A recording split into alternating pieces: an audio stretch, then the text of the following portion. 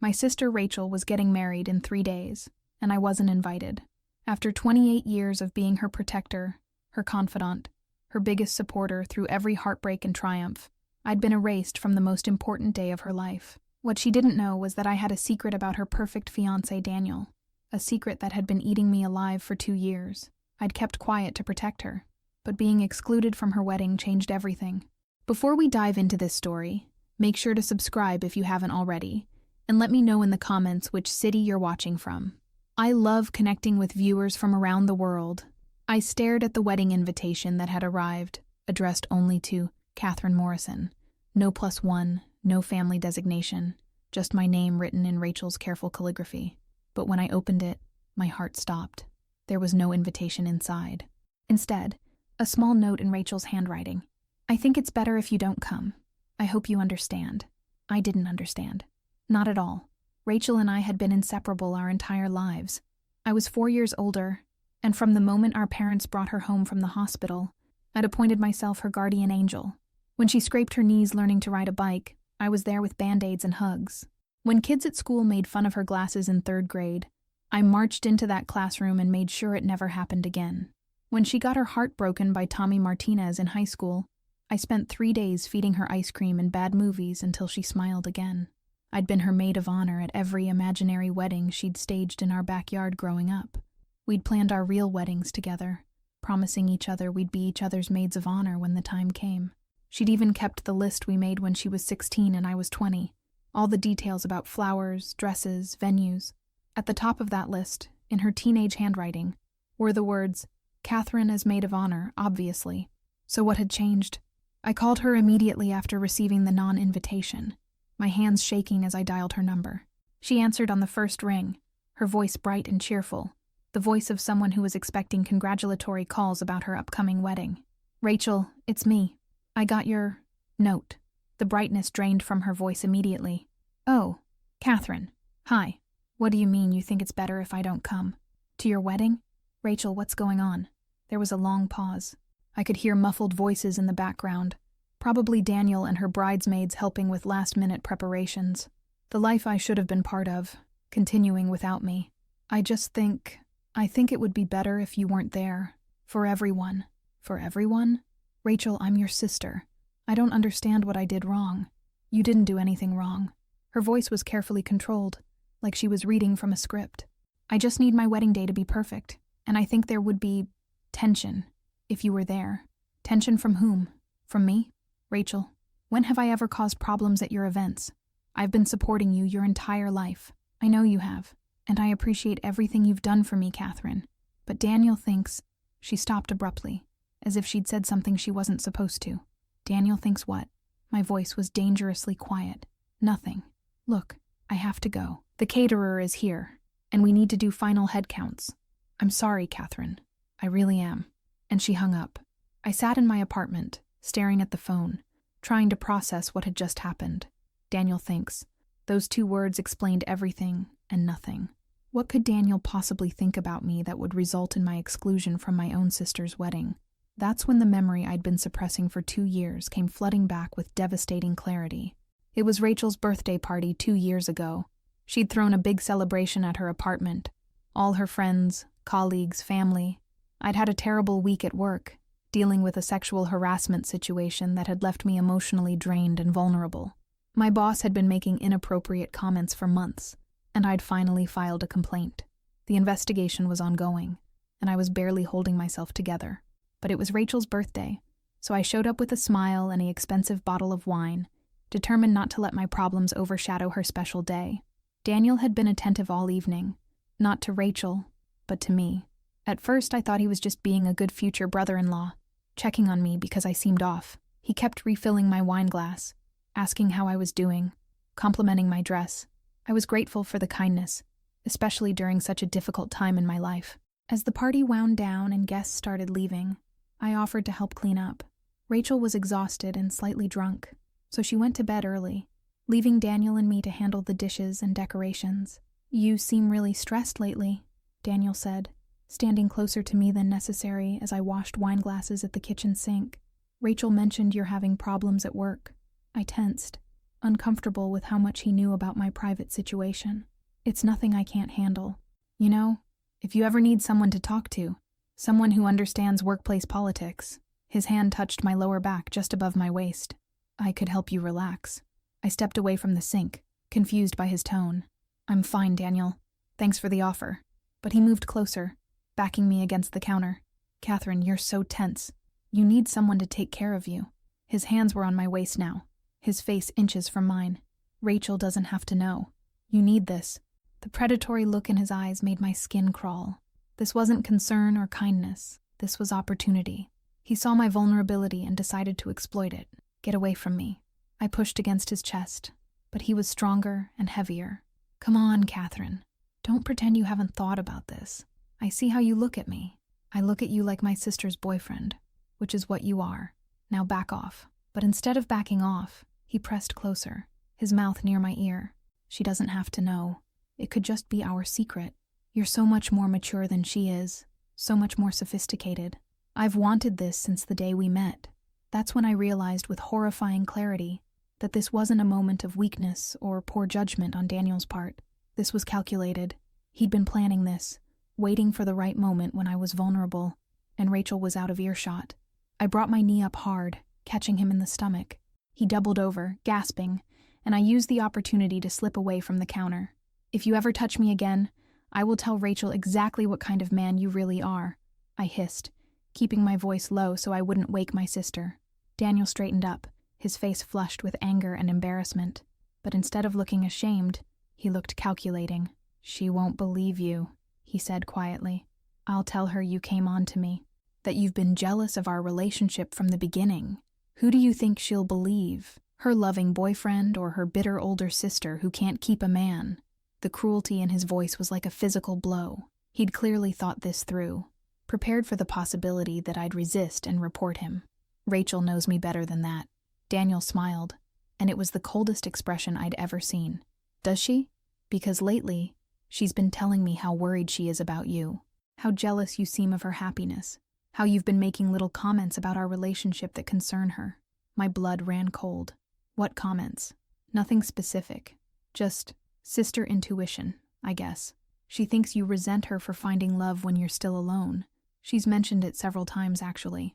How defensive you get when people ask about your dating life. How you change the subject when we talk about our future together. I realized with growing horror that Daniel had been planting seeds for months, subtly turning Rachel against me while positioning himself as the victim of my supposed jealousy. If I told Rachel what had just happened, it would be his word against mine. And he'd already laid the groundwork to make me look like the unstable, jealous sister who couldn't handle her little sister's happiness. You're sick, I whispered. I'm practical, he replied, adjusting his shirt and smoothing his hair as if nothing had happened. And you're going to keep your mouth shut, because if you don't, I'll make sure Rachel never speaks to you again. I'll tell her you tried to seduce me tonight while she was sleeping in the next room. I'll tell her you've been inappropriate with me for months. I'll tell her you begged me to leave her for you. The worst part was, I could see exactly how it would play out. Daniel was charming, persuasive, and already trusted by Rachel. I was the older sister who'd been single for 3 years, who'd been dealing with workplace harassment, who was clearly struggling emotionally. If it came down to his word against mine, who would seem more credible? So I made a choice that would haunt me for the next 2 years. I kept quiet. I told myself I was protecting Rachel, that exposing Daniel would hurt her more than staying silent. I convinced myself that maybe it was an isolated incident, that he'd been drinking and made a terrible mistake that he'd never repeat. But deep down, I knew the truth. I was a coward. I was protecting myself as much as I was protecting her, because losing Rachel's trust would have destroyed me completely. For 2 years, I watched my sister build a life with a man I knew was a predator. I attended family dinners where Daniel played the perfect boyfriend, bringing flowers and compliments and carefully crafted charm. I listened to Rachel gush about how wonderful he was, how lucky she felt, how he was everything she'd ever wanted in a husband. And I said nothing. I told myself I was waiting for the right moment, for some sign that he'd shown his true nature to Rachel so I wouldn't have to be the one to shatter her illusions. I hoped desperately that she'd figure it out on her own, that his mask would slip and save me from having to destroy her happiness. But Daniel was smarter than that. Around Rachel, he was the perfect partner, attentive, respectful, supportive. He never gave her any reason to doubt him. If anything, their relationship seemed to get stronger over time. The only change I noticed was in how Rachel treated me. The subtle comments Daniel had mentioned began to materialize in our conversations. Little digs about my single status, concerned observations about my negative attitude, questions about why I seemed so uncomfortable around Daniel. "You know, Catherine, you've been really distant lately," Rachel said one day over coffee, about 6 months after the incident. Daniel noticed it too. "He thinks maybe you don't like him very much." My coffee turned to ash in my mouth. "That's not true. I think Daniel is fine." "Fine?" Rachel laughed, but there was an edge to it. "He's going to be your brother-in-law someday." "Fine" seems a little lukewarm. "I just don't know him that well." "You could, if you made more of an effort. He's tried so hard to connect with you, but you always seem to shut him down." "It hurts his feelings, Catherine." I stared at my sister, seeing Daniel's manipulation playing out exactly as he'd predicted.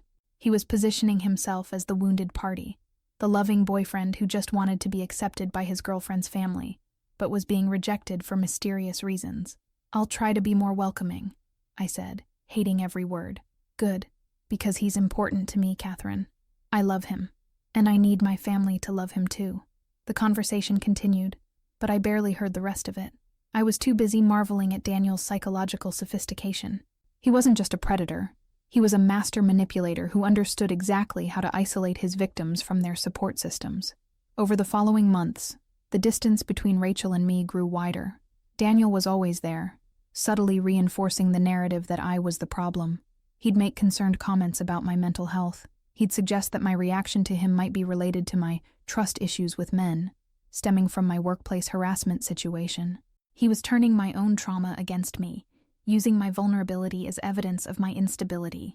The worst part was watching Rachel buy into it completely. She started treating me like I was fragile, damaged, unable to handle her happiness.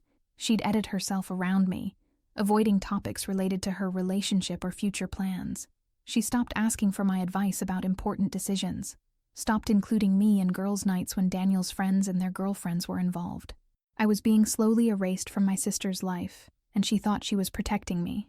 A year ago, when Daniel proposed, Rachel called me crying with joy, but underneath her excitement, I could hear reservation in her voice. "I'm so happy, Catherine, but I'm also worried about you. Daniel thinks maybe you should talk to someone about your feelings regarding our relationship. Not that there's anything wrong with being protective, but some of the things you've said." "What things?" I asked, though I dreaded the answer. "Just comments about how marriage changes people, how I should be careful about rushing into things. Daniel feels like you don't trust his intentions." I had made those comments, but they'd been general observations about marriage, not specific criticisms of Daniel.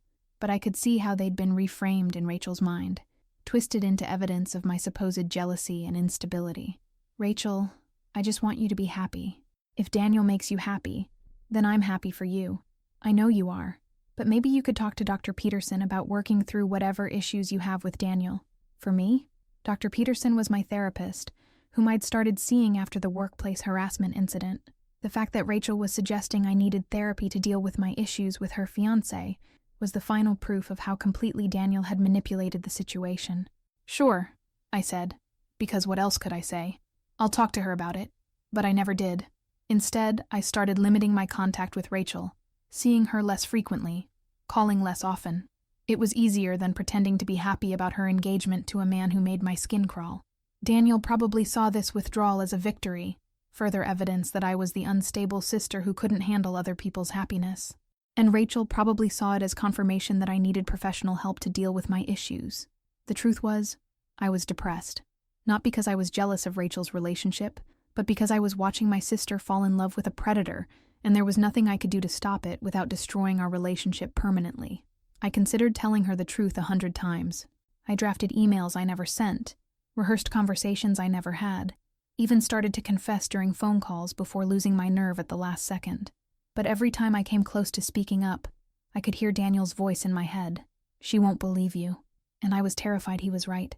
Now, holding the non-invitation to Rachel's wedding, I realized that my silence had cost me everything anyway. I'd tried to protect our relationship by keeping Daniel's secret, but he'd been working systematically to destroy our bond regardless. The wedding was in 3 days. Rachel was about to legally bind herself to a man who'd tried to assault me in her own kitchen while she slept in the next room. and I was uninvited to witness it happen. That's when I made my decision. I wasn't going to crash the wedding or cause a scene that would ruin Rachel's day, but I also wasn't going to let her marry Daniel without knowing the truth. I was going to write her a letter, not an email that could be deleted or a voicemail that could be dismissed. A handwritten letter that she'd have to physically hold, that would carry the weight of 2 years of silence and the desperation of a sister who'd run out of ways to protect someone she loved. I spent the entire night writing and rewriting that letter, trying to find words that would convey the truth without sounding like the jealous, unstable sister Daniel had painted me as. I wrote 12 different versions before I found the right tone: factual, specific, and heartbroken. The final version was 3 pages long, written on my best stationery and careful handwriting that Rachel would recognize immediately. I included details that only Daniel and I would know, specific quotes from our conversation that night, descriptions of exactly what happened that couldn't be fabricated or misremembered. Most importantly, I included an apology for waiting so long to tell her, and an explanation of why I'd stayed silent. I wanted her to understand that my silence had come from love, not cowardice, even though I wasn't sure I believed that myself anymore. At the bottom of the letter, I wrote, "I know this will hurt you, and I know you might never forgive me for telling you this so close to your wedding, but I can't let you marry him without knowing who he really is. You deserve better than Daniel, and you deserve better than a sister who stayed quiet when she should have spoken up. I love you, Rachel. I've always loved you. Whatever you decide to do with this information, please know that I'm telling you because I love you, not because I want to hurt you." I sealed the letter in an envelope and wrote, "For Rachel," on the front in my best handwriting. The next step was figuring out how to get it to her. I couldn't just mail it. It might not arrive in time, or it might get lost among wedding cards and gifts. I couldn't hand-deliver it to her apartment because Daniel would probably answer the door. Then I remembered that Rachel was spending the night before her wedding at our childhood friend Emma's house, following the tradition that the bride and groom shouldn't see each other the day before the ceremony. Emma lived 2 blocks from the church where the wedding was being held, and Rachel would be getting ready there on the morning of the wedding. I drove to Emma's house at 6 a.m. on the day of the wedding, my hands shaking as I pulled up to the familiar blue house where Rachel and I had spent countless sleepovers as kids. There were already cars in the driveway. The bridesmaids and wedding party were clearly already there, beginning the day-long process of hair, makeup, and preparation. I could see movement through the upstairs windows, shadows passing back and forth as the women got ready for what was supposed to be the happiest day of Rachel's life. My heart was pounding as I walked up to the front door. I didn't knock. I couldn't face Emma or the bridesmaids, couldn't answer their questions about why I wasn't part of the wedding party. Instead, I slipped the letter through the mail slot, where it landed on the hardwood floor with a soft whisper. Then I sat in my car across the street and waited. I didn't have a plan beyond this moment. I just knew I needed to see Rachel's reaction, needed to know that she'd actually read the letter before I could let myself leave. About 20 minutes later, I saw Emma come downstairs in her robe, probably to start coffee or grab something from the kitchen. She spotted the letter immediately. I could see her through the front window, bending down to pick it up. Emma examined the envelope, recognizing my handwriting. She looked out the front window, scanning the street, but I was parked far enough away that she couldn't see me. She climbed the stairs 2 at a time, letter in hand. 5 minutes later, all hell broke loose. I could hear shouting from inside the house, even with my car windows closed.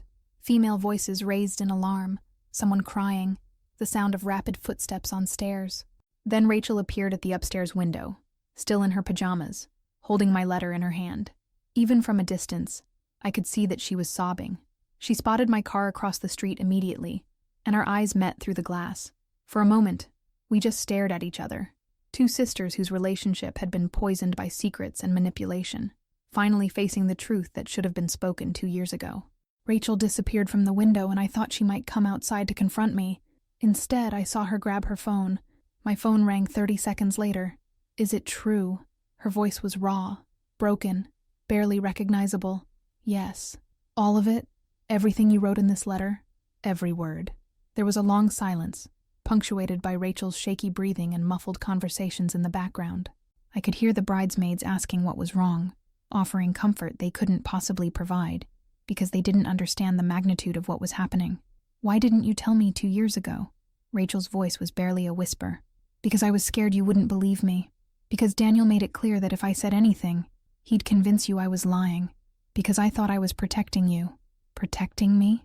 The anger in her voice cut through the sadness. "Catherine, I'm supposed to marry him in 4 hours. 4 hours.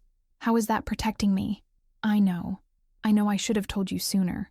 I've been trying to find the courage for 2 years, but every time I started to say something, I could hear his voice telling me you'd choose him over me, and I couldn't bear the thought of losing you. So instead, you let me plan a wedding to a man who tried to assault you. I kept hoping he'd show you his true nature, that you'd figure it out on your own. I was a coward, Rachel. I was a coward, and I'm sorry. I could hear Emma in the background asking if Rachel needed to call the police, if someone needed to contact Daniel, if they should cancel the vendors, the practical concerns of a wedding that was about to implode in spectacular fashion. I need to see you, Rachel said suddenly. Right now. Can you come inside? Are you sure? I don't want to make this harder for you. Catherine, you just told me that my fiancé is a predator 4 hours before I'm supposed to marry him. Nothing could make this harder than it already is. I walked across the street on unsteady legs, my heart hammering against my ribs. Emma answered the door before I could knock, her face a mixture of concern and confusion. What the hell is going on? She whispered. Rachel got a letter and now she's upstairs crying and talking about canceling the wedding. Before I could answer, Rachel appeared at the top of the stairs.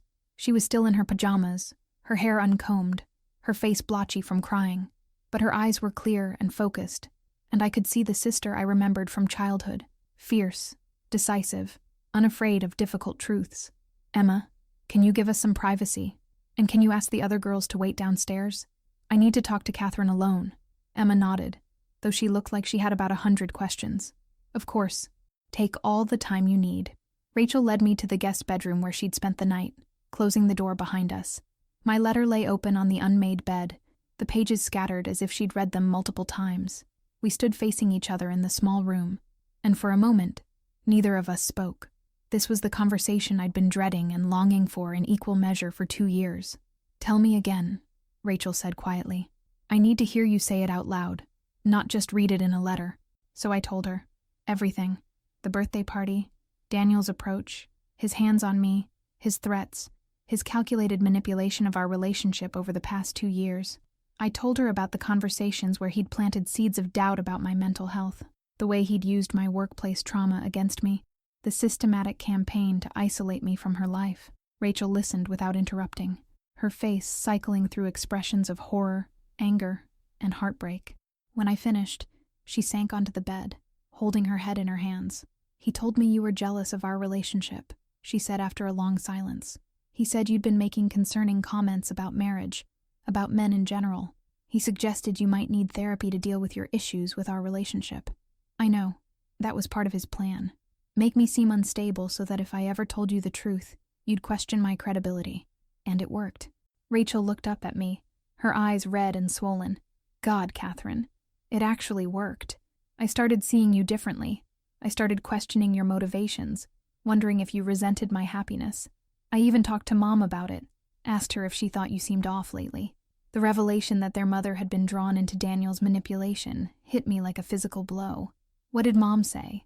She said you seemed sad, but that you'd been through a lot with the work situation. She suggested I be patient with you, give you time to adjust to the idea of me getting married. Rachel laughed bitterly. She was defending you, and I thought she was just being naive about your jealousy. We sat in silence for a moment, both processing the full extent of Daniel's psychological manipulation. He hadn't just isolated me from Rachel. He'd turned our entire family dynamic upside down. The worst part, Rachel continued, is that I knew something felt wrong. Not about you, about him. There were little moments, tiny red flags that I ignored because I thought I was being paranoid. What kind of moments? The way he looked at other women when he thought I wasn't watching. Comments he made about my friends, rating their attractiveness or making observations about their bodies. How he always wanted to know exactly where I was and who I was with. I told myself it was because he loved me, because he was protective. I felt sick thinking about all the warning signs Rachel had probably experienced while I stayed silent, convinced I was protecting her. There was this one time, Rachel said slowly, about 6 months ago. We were at a party and I went to the bathroom. When I came back, he was talking to this girl from his work, standing really close to her, touching her arm. When he saw me, he immediately stepped away and acted like nothing had happened. The girl looked uncomfortable. Did you ask him about it? I did. He said I was being paranoid. that I was letting your negative attitude about relationships make me suspicious of normal social interactions. He turned it around on me, made me feel like I was the problem for even questioning him. Another piece of Daniel's strategy revealed itself. He'd used my supposed negative attitude as an explanation for any doubts Rachel might have about his behavior. I was the convenient scapegoat for her intuition. Rachel, I'm so sorry. I should have told you that night. Consequences be damned. I should have trusted you to believe me. You should have. Her voice was firm but not angry. But I also understand why you didn't. He's really good at this, isn't he? At making people doubt themselves? Terrifyingly good. Rachel stood up and walked to the window, looking out at the street where wedding guests would soon be arriving at the church. I can't marry him. I know, but I also can't just not show up. There are 200 people expecting a wedding in 3 hours. There's a reception planned, vendors paid, family who traveled from out of state. Those are just logistics, Rachel. They can be handled. What matters is that you're safe. She turned back to me, and I saw a strength in her expression that reminded me of the little girl who used to stand up to playground bullies. I'm not just going to disappear. I'm going to face him. I'm going to tell him I know what he is, and I'm going to make sure he knows that he didn't win. Rachel, you don't have to. Yes, I do. He tried to assault my sister, and then spent 2 years systematically destroying our relationship. He made me doubt myself, made me question my own instincts about the person I love most in the world. I'm not going to let him think he got away with it. What are you going to do? Rachel smiled, and it was fierce and beautiful and absolutely terrifying. I'm going to get ready for my wedding, and then I'm going to walk down that aisle and tell everyone exactly why I won't be marrying Daniel today. My heart stopped. Rachel, you don't need to do that publicly. We can call off the wedding, tell people you're sick, figure out a way to handle this privately. No. Her voice was steel. He humiliated you in private and then spent 2 years humiliating me with his lies. I'm going to return the favor, publicly, in front of everyone who matters to both of us. For the next 2 hours, I watched my sister transform into a warrior. She showered, did her makeup, and put on her wedding dress with the methodical precision of someone preparing for battle rather than celebration. Emma and the other bridesmaids were confused but supportive, sensing that something major was happening but not pushing for details. Rachel told them there had been a development regarding Daniel, and that the wedding might not proceed as planned, but that she wanted to get ready anyway. Whatever you're planning, Emma said, while helping Rachel with her veil. I'm behind you 100%. That man never deserved you anyway. I realized that other people had seen what I'd seen in Daniel, but like Rachel, they dismissed their instincts or assumed they were being overly critical. At 11:30, 30 minutes before the ceremony was scheduled to begin, Rachel stood before the full-length mirror in her wedding dress. She looked absolutely stunning, radiant, powerful, and utterly determined. How do I look? She asked me. Like someone who's about to change her life for the better. Good. That's exactly what I'm doing. We drove to the church together, Rachel insisting that she wanted me by her side despite not being part of the official wedding party. The parking lot was full of cars, and I could see people in formal attire making their way into the building. Are you sure about this? I asked one last time as we sat in the car outside the church. I've never been more sure of anything in my life, Rachel replied. He took 2 years of my life and nearly destroyed my relationship with my sister. The least I can do is take 30 minutes of his. Rachel handed me her bouquet. Will you walk down the aisle with me? I know I should have asked you to be my maid of honor from the beginning. Rachel, you don't have to. I want to. I need my sister with me when I do this. We entered through the back of the church, where Daniel's groomsmen were pacing nervously. They looked relieved to see Rachel arrive, though I could see confusion in their faces when they spotted me. Where have you been? Asked Marcus, Daniel's best man. Daniel's been worried sick. And why is Catherine here? I thought she wasn't invited. Change of plans, Rachel said calmly. Is Daniel at the altar? Yeah, he's been waiting for you. Everyone's been waiting. We're running pretty late. Perfect. That means everyone's here. Rachel took my arm, and we walked toward the church sanctuary. Through the closed doors, I could hear the murmur of 200 guests, wondering why the ceremony hadn't started yet. Ready? Rachel asked. I looked at my sister. My brave, fierce, incredible sister, who was about to reclaim her life in the most public way possible. Ready. The doors opened, and the traditional wedding march began to play. Rachel and I stepped into the sanctuary, and every head turned to watch the bride's entrance. Daniel stood at the altar in his tuxedo, his face breaking into a relieved smile when he saw Rachel walking down the aisle. He probably thought his biggest problem was going to be explaining why the ceremony started late. He had no idea what was coming. As we walked down the aisle, I could see our parents in the front row, beaming with pride. Our mother was crying happy tears, and our father was recording everything on his phone. They looked so grateful and joyful, and I felt a pang of guilt, knowing that Rachel was about to shatter their happiness along with Daniel's. But some things were more important than preserving other people's comfort. Rachel's safety and dignity were more important than maintaining the illusion of a perfect wedding day. We reached the altar, and Daniel stepped forward to take Rachel's hand. She let him, maintaining the pretense for just a moment longer. "You look beautiful," he murmured, and his voice carried genuine affection. For a split second, I wondered if I'd been wrong about him, if somehow I'd misremembered or misinterpreted what happened 2 years ago. Then I saw the way his eyes flicked to me, and the mask slipped for just an instant. There was hatred there, and calculation, and the cold satisfaction of someone who thought he'd won. The officiant, Father McKinnon, who had baptized both Rachel and me, stepped forward with a warm smile. "Dearly beloved, we are gathered here today to celebrate the union of Rachel and Daniel in holy matrimony." Rachel let him speak for exactly 1 minute before she held up her hand. "Father McKinnon, I'm sorry, but I need to stop you there." A confused murmur rippled through the congregation. Daniel's face went pale, and he reached for Rachel's arm. "Rachel, what are you doing?" he whispered urgently. She stepped away from him and turned to face the assembled guests. Friends, family, colleagues, everyone who mattered to both of them. "I know this is unconventional," Rachel said, her voice carrying clearly through the sanctuary, "but I need to tell you all why this wedding cannot and will not be taking place today." The murmur became a roar. Daniel stepped toward her, his face flushed with panic and anger. "Rachel, you're upset about something, but this isn't the time or place." "Actually, this is exactly the time and place." Rachel's voice was steady and strong. "Because 2 years ago, you tried to sexually assault my sister Catherine while I was sleeping in the next room. And then you spent the next 2 years systematically manipulating me into believing that she was jealous and unstable, turning me against the person who loves me most in this world." The church erupted. People gasped, shouted, turned to their neighbors in shock and confusion. I saw our mother's face go white with horror, our father rising from his seat as if to intervene. Daniel's family looked stunned, his mother covering her mouth with her hands. "That's not true." Daniel's voice cracked as he tried to regain control. "She's lying.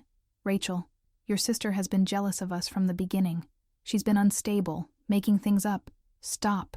Rachel's voice cut through his protests like a blade. "Just stop. I know exactly what you are now. I know how you manipulated me, how you used my love for you against my love for Catherine. I know how you made me doubt my own sister, my own instincts, my own judgment." She turned back to the congregation, her voice growing stronger with each word. "Catherine tried to protect me by staying silent, and I almost punished her for it. But I won't let this man's lies poison any more relationships or hurt any more women." Daniel made one last desperate attempt to salvage the situation. "Rachel, you're having some kind of breakdown. The stress of the wedding has gotten to you. Let's go somewhere private and talk about this." "The only breakdown I'm having," Rachel said, her voice ringing through the church, "is the breakdown of my ability to pretend you're a good man, which you're not. You're a predator, a manipulator, and a liar, and I won't marry you. I won't take your name. I won't build a life with someone who tried to assault my sister and then spent 2 years gaslighting me about it." The silence that followed was deafening. 200 people sat in stunned quiet, processing what they'd just witnessed. Daniel stood frozen at the altar, his face cycling through emotions: shock, rage, calculation, and finally, defeat. Then our father stood up. "Catherine, is this true?" His voice was gentle but firm. I looked at my sister, who nodded encouragingly. After 2 years of silence, it was time to speak. "Yes, Dad. It's true. All of it." That simple confirmation broke whatever spell had held the congregation in silence. People began talking at once, some standing, some reaching for their phones. Daniel's best man stepped back from him as if he were radioactive. Several of Rachel's friends moved closer to the altar, surrounding her with support. Daniel's mother was crying, whether from embarrassment or genuine shock. I couldn't tell. His father looked like he wanted to disappear into the floor. Some of their relatives were already heading for the exits. clearly wanting no part of whatever was about to happen next. "You've destroyed everything," Daniel hissed at Rachel, his mask finally falling away completely. "You stupid, ungrateful, watch your mouth." Our father's voice boomed through the church as he strode down the aisle. "That's my daughter you're talking to." Daniel looked around wildly, as if searching for allies, but found none. Even his own groomsmen were backing away, their faces reflecting disgust and betrayal. Whatever loyalty they might have felt for him was evaporating in real time as they processed what they'd just learned. "This is insane," Daniel said, his voice rising to near hysteria. "You're all believing the word of a woman who's been jealous and bitter for years. Catherine has been trying to break us up since day one because she can't stand to see other people happy." "That's enough." Rachel's voice was ice cold. "Get out. Get out of this church. Get out of my life. And if you ever come near me or my sister again, I'll file a restraining order so fast it'll make your head spin." For a moment, Daniel looked like he might argue further.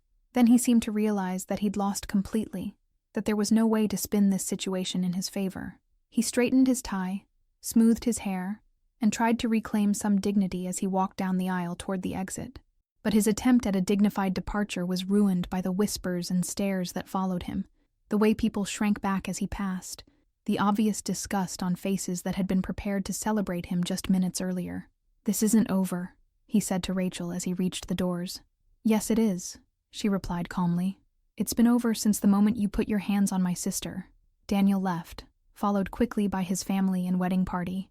The doors closed behind them with a sound like finality itself. Father McKinnon, who had been standing in shocked silence throughout the entire confrontation, finally found his voice.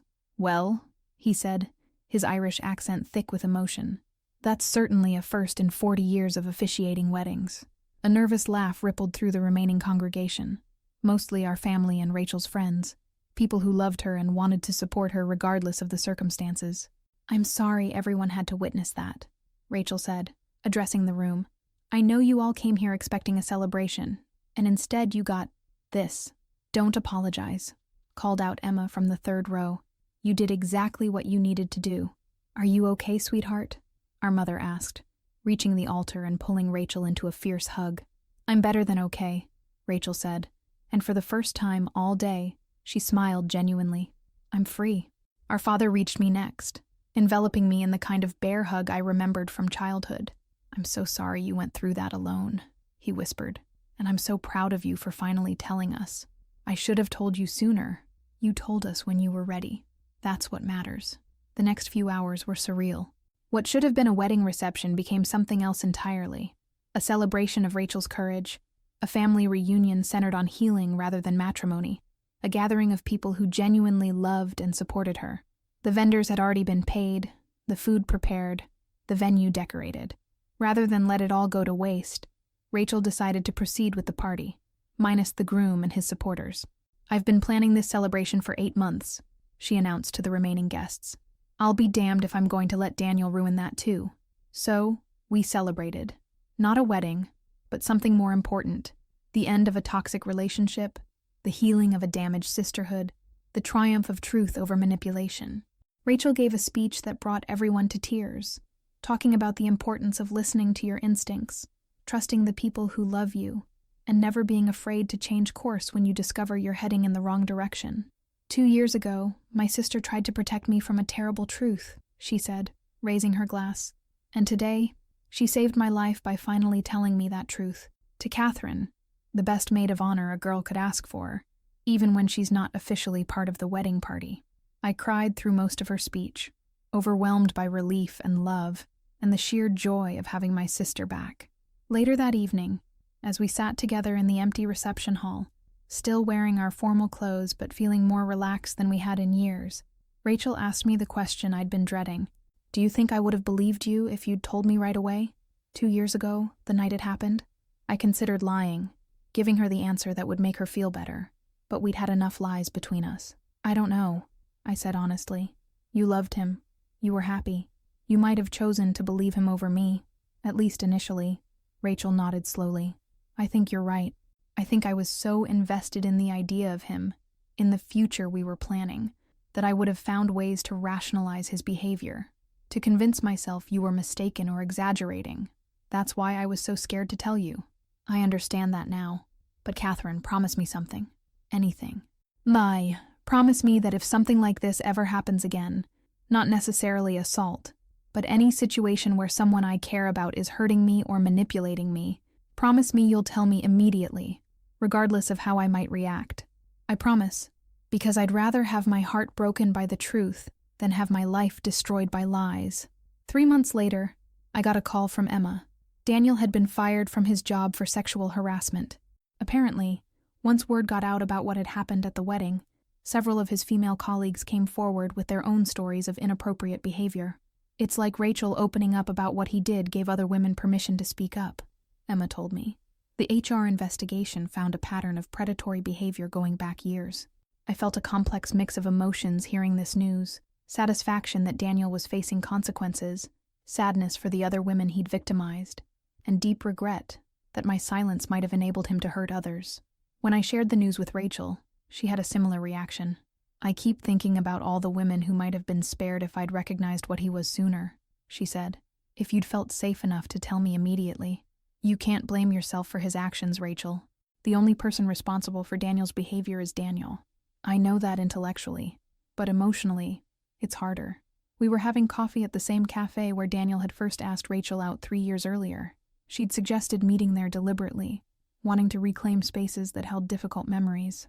I've been thinking about dating again, Rachel said suddenly. Oh? Not seriously. Not yet. But I've been wondering if I'll ever be able to trust my judgment about men again. Daniel seemed so perfect in the beginning. Charming, attentive, successful. Everything I thought I wanted. Those things aren't necessarily warning signs, Rachel. Plenty of good men are charming and successful. I know. But how do I tell the difference? How do I distinguish between genuine charm and manipulation? It was a question I'd been asking myself for years, especially after my own experiences with workplace harassment and Daniel's assault. I think, I said slowly, it comes down to how they treat you when they think no one is watching, how they react when you set boundaries, how they talk about other women, whether they try to isolate you from your support system or encourage those relationships. Rachel nodded thoughtfully. Daniel was always trying to create distance between us. I see that now. Every time we had plans together, he'd suggest something else we could do instead. Every time I talked about you positively, he'd find a way to plant little seeds of doubt. Classic manipulation tactic. Isolate the victim from their support system so they become more dependent on the abuser. The scary thing is how subtle it was. He never forbade me from seeing you or explicitly criticized you. He just nudged me toward seeing you differently. We sat in comfortable silence for a moment, watching people pass by the cafe windows, couples holding hands, friends laughing together, families navigating the ordinary challenges of daily life. I have some good news, Rachel said eventually. Yeah? I'm starting therapy. Not because I think there's something wrong with me, but because I want to understand how I got so thoroughly manipulated. I want to make sure it never happens again. That's wonderful, Rachel. And I was wondering, would you consider coming to a session with me?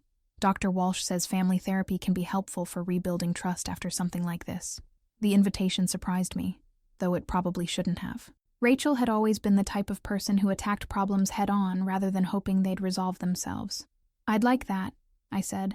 I think I have some trust issues to work through too. Our first joint therapy session was awkward and emotional. Dr. Walsh was a middle-aged woman with kind eyes and a direct manner that reminded me of Nurse Claire from the hospital. Rachel, can you tell me how Catherine's silence affected your relationship? She asked during our second session.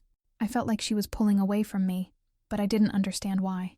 Daniel convinced me it was because she was jealous of my happiness, so instead of reaching out to her, I started protecting my relationship by sharing less with her. And Catherine, how did Rachel's growing distance affect you? It confirmed my worst fears about telling her the truth. Every time she chose Daniel's interpretation of my behavior over what she knew about my character, it felt like proof that she'd believe him over me if I told her what really happened.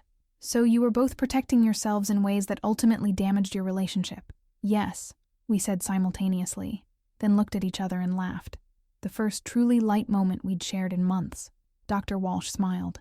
That's actually very common in situations involving manipulation and abuse. The victim becomes isolated not just through the abuser's direct actions, but through the ripple effects on other relationships. Over the following weeks, Rachel and I worked through the complex emotions surrounding Daniel's manipulation. Guilt, anger, regret, And eventually, acceptance that we'd both done the best we could with the information we had at the time. "I'm proud of us," Rachel said, after our final joint session. "We survived something that could have destroyed our relationship permanently. We're stronger than Daniel gave us credit for." "Speaking of Daniel," Rachel said with a mischievous smile, "I have some news you might find interesting." "Oh?" "He got engaged. To that girl from his office, the one who looked uncomfortable when I caught them talking at that party." My heart sank. "Rachel, we have to warn her. Already done." I reached out to her through social media very carefully and shared my story. She was initially defensive, but when I sent her the police report... Police report? Oh, did I not mention? I filed a report about the assault. Nothing will probably come of it legally since it's been 2 years, but I wanted it on record in case he tries this with someone else. I stared at my sister, amazed once again by her strength and determination. "Anyway," Rachel continued, "once his new fiancée saw the police report and talked to some of their mutual colleagues about his pattern of behavior, she broke up with him. Apparently he didn't take it well. Define didn't take it well. Restraining order well. We sat with that information for a moment, both thinking about the woman we'd never met who'd been spared the experience we'd lived through. You know what the best part is?" Rachel said finally. "What?" "Word is getting around his social and professional circles. He's becoming persona non grata pretty much everywhere. Turns out when you shine a light on predatory behavior, it tends to wither." 6 months after the wedding that never was, Rachel and I were closer than we'd ever been. She'd moved into a new apartment, started a new job, and begun dating someone she'd met through friends. A quiet, thoughtful man who seemed genuinely interested in her happiness, rather than his own agenda. "How can you tell he's different?" I asked one Sunday over brunch. "Lots of ways. He encourages me to spend time with you. When I mention something you said or did, he responds positively instead of trying to plant seeds of doubt. He's never once suggested that any of my friends or family members are problematic. Those are good signs. Also, when I told him about Daniel, the whole story, his first reaction was concern for me and anger at Daniel. He didn't question my judgment or suggest I might have misinterpreted anything. Even better signs." Rachel smiled. "I'm not ready to marry anyone yet. I might not be for a long time, but it's nice to know that healthy relationships are possible. We'd both learned hard lessons about trust, communication, and the insidious nature of manipulation, but we'd also learned about resilience, the power of truth, and the strength that comes from supporting each other through difficult times. The empty spot on my ring finger where Ryan's wedding ring used to sit no longer felt like a failure. It felt like freedom, space for something better when I was ready to trust again. And Rachel's courage in exposing Daniel's true nature had ripple effects none of us could have predicted. 3 more women came forward with stories of his inappropriate behavior, leading to a broader conversation about manipulation and abuse in our social circle. "Sometimes I wonder if we would have figured it out eventually, even if you hadn't written that letter," Rachel mused during one of our regular coffee dates. "Maybe, but how much more damage would he have done in the meantime?" "True. And honestly, Catherine, I'm grateful it happened the way it did. As awful as that day was, as humiliating as it was to call off my wedding in front of 200 people, it was also empowering. I got to take control of the narrative instead of being a victim of his manipulation. Looking back now, a year later, I can see that the letter I slipped through Emma's mail slot was the beginning of both an ending and a beginning. The end of Daniel's hold over both our lives, and the beginning of a stronger, more honest relationship between Rachel and me. We talk now in ways we never did before, openly, directly, without the filters and careful editing that had crept into our conversations during the Daniel years. When something bothers us, we say so immediately. When we're proud of each other, we say that too. Most importantly, we've learned to trust each other's instincts about people and situations, even when those instincts conflict with what we want to believe. "Promise me something," Rachel said recently as we walked through the park near her apartment. "Always. If I ever start dating someone who gives you bad vibes, tell me immediately. Don't wait. Don't try to protect my feelings. Don't worry about my reaction. Just tell me. I promise. But only if you promise the same thing. Deal." We shook hands solemnly, then burst into laughter at the formality of it all. The truth is, we both know that there will probably be other Daniels in our lives, people who seem charming and wonderful on the surface, but harbor darker intentions underneath. Manipulation and predatory behavior aren't rare anomalies. They're common enough that most women will encounter them at some point. But we also know now that we're stronger together than apart, that secrets and silence only give manipulators more power, and that sometimes the most loving thing you can do for someone is tell them a truth they don't want to hear. Daniel tried to destroy our relationship through systematic manipulation and emotional abuse. Instead, he inadvertently made it stronger by forcing us to confront hard truths about trust, communication, and the importance of believing the people we love. In a twisted way, I'm almost grateful to him for that. Almost.